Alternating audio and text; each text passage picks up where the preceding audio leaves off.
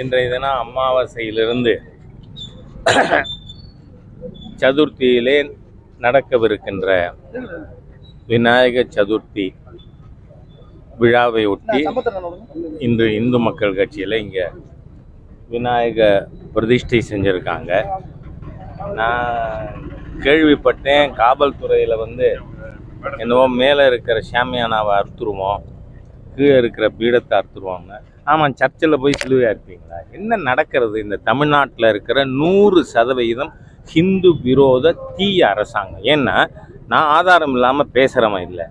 ஹிந்து மதத்தை, சனாதன ஹிந்து தர்மத்தை malaria dengue கொசு மாதிரியாக அழிப்பேன்னு சொன்ன ஹிந்து விரோத தீய சக்தி. ஏன்னா உச்சநீதிமன்றம் தெளிவாக சொல்லியிருக்கு, சனாதன தர்மம்னா அது ஹிந்து மதம் தான். ஆகவே அந்த தீய சக்தி உதயநிதி ஸ்டாலின் இது ஆன்மீக மாநாடு இல்லை, கரெக்டுங்கிறேன். ஹிந்து விரோத மாநாடு தான் அது.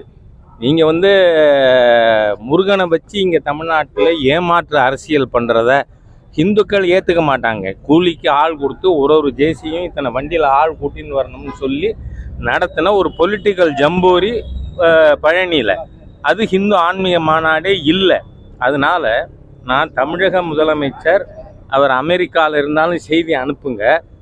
ஏன்னா 17 நாள் குடும்பத்தோட ஒரு சுற்றுலா போயிருக்கார்.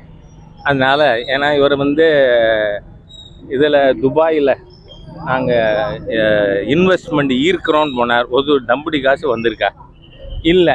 அதுவே அந்த அரசாங்க செலவில் ஒரு முதலமைச்சர் குடும்பம் அமெரிக்கா போகிறதுக்கு நடந்துட்டுருக்கிற விஷயம் லெட் ஹிம் ஹேவ். அதை பற்றி இல்லை.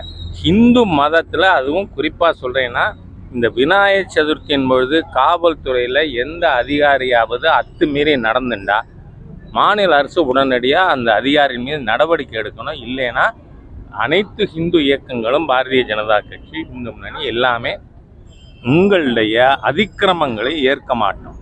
ஏன்னா சனாதன ஹிந்து மதத்தின் எதிரி இந்த உதயநிதி ஸ்டாலின். அவரே சொல்லியிருக்கார். அவருக்கு இந்தியா முழுக்க பல மாநிலங்களில் வழக்கு நடந்துருக்கு. அந்த மாதிரி இருக்கிற ஒரு கிரிமினல் ஆக்டில் ஈடுபடக்கூடிய ஒருத்தர். அவர் இங்கே இருக்க மற்றவங்களாம் சீனியர் மினிஸ்டர்ஸ், அது துரைமுருகனாக இருக்கலாம், அல்லது என்னோட நண்பர் கே நேருவாக இருக்கலாம், எல்லாமே நீங்கள் உதயநிதிக்கு அடிமை தானே. ஆகவே ஒரு ஹிந்து விரோதியின் அடிமை அரசாங்கம் காவல்துறையை பயன்படுத்தி இந்துக்களுக்கு எதிராக, விநாயகர் சதுர்த்திக்கு எதிராக தமிழ்நாட்டில் எங்கே நடவடிக்கை எடுத்தாலும் அத்துமீறினாலும் பாரதிய ஜனதா கட்சி பார்த்து கொண்டு இருக்காது, ஹிந்து அமைப்புகள் பார்த்து கொண்டு இருக்காதுன்னு தெரிவிச்சுக்க விரும்புகிறேன். அதோட இன்னைக்கு மாலை 5 மணிக்கு மாண்புமிகு பாரத பிரதமர் தன்னுடைய பாரதிய ஜனதா கட்சியின் உறுப்பினர் காலத்தை புதுப்பிக்கிறார்.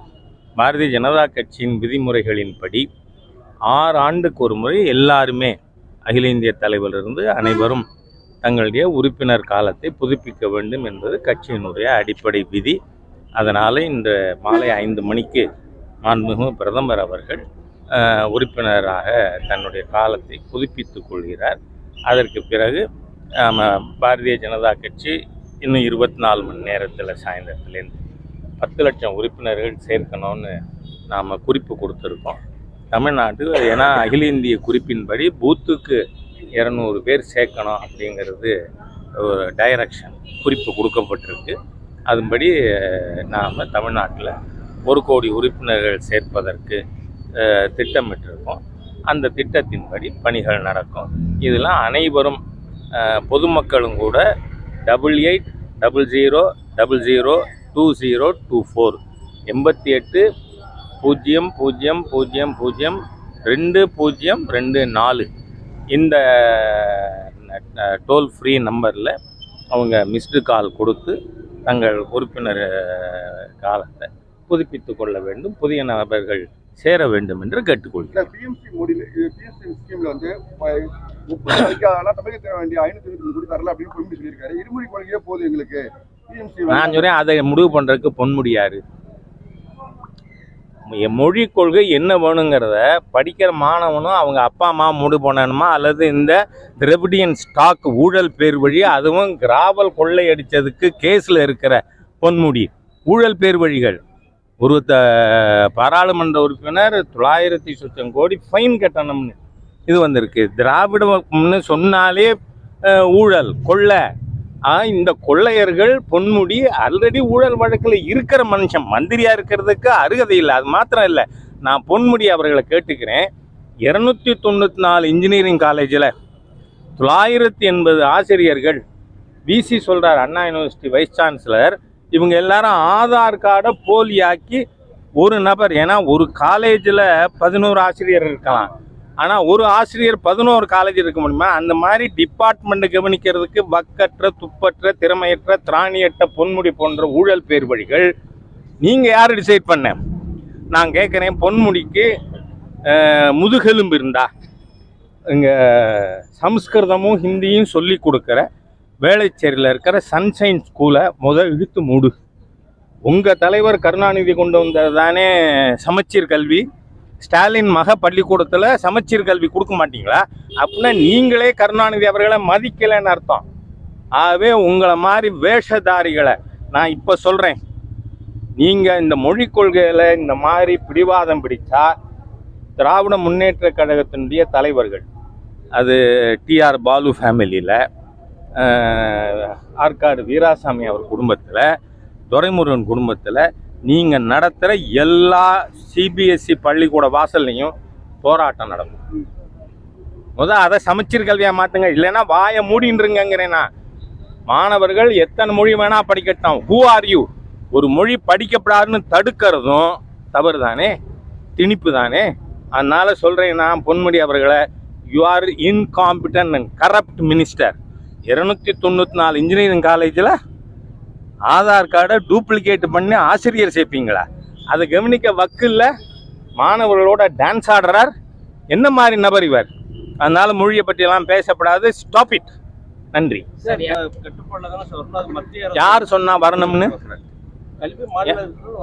யார் சொன்னது?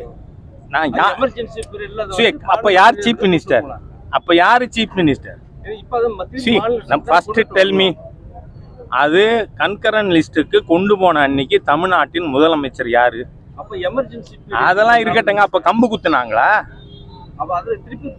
முடியாதுங்கிறேன். நீங்க கொண்டு வரணும்னு சொல்ல, நீங்க யாரு? உங்க கருத்தா? ஒரு நிருபர் கேள்வி கேட்கலாம், உங்க கருத்தை சொல்ல முடியாது. ப்ளீஸ். எந்த வகையில் தமிழ்நாடு கல்வியில குறைஞ்சு போச்சு? இங்க பாருங்க, இந்த மாதிரியா திராவிடியன் ஸ்டாக் மாதிரியா ஒரு அன்இன்டெலிஜென்ட் கொஸ்டின் எங்கிட்ட கேட்கப்படாது. காரணம், இன்னைக்கு மெடிக்கல் காலேஜஸ் இருக்கு. மெடிக்கல் காலேஜில் சென்ட்ரல் கவர்மெண்ட் இன்வெஸ்ட்மெண்ட் இருக்கா இல்லையா? ஆகவே கல்வியில் எல்லா துறையிலையும் இன்னைக்கு ஐஐடி யார் நடத்துனாங்க? Central government. ஆகவே இந்த மாதிரியா சென்ட்ரல் கவர்மெண்ட் நாடு முழுக்க கல்வி நிலையங்கள் அதனுடைய உதவியில் நடக்குது, அது நடத்துது.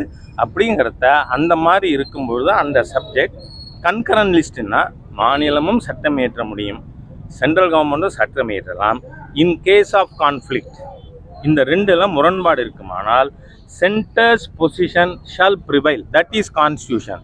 அன்கான்ஸ்டியூஷனாக யாரும் தயவு பண்ணி பேச வேண்டாம். நிருபர்கள் கேள்வி கேட்கணும், எல்லா ரைட்டும் உங்களுக்கு இருக்குது. அப்படித்தான் இருக்கணும்னு நீங்கள் பேசக்கூடாது. நன்றி.